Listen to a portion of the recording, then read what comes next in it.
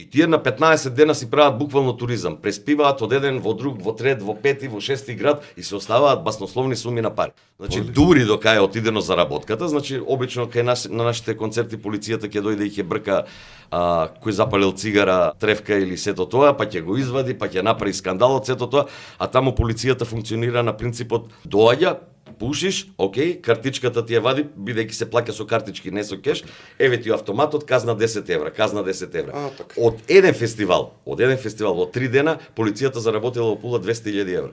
Од цигари. Од цигари. Енглезите не име проблем, окей? Окей, да, 10 евра, словно.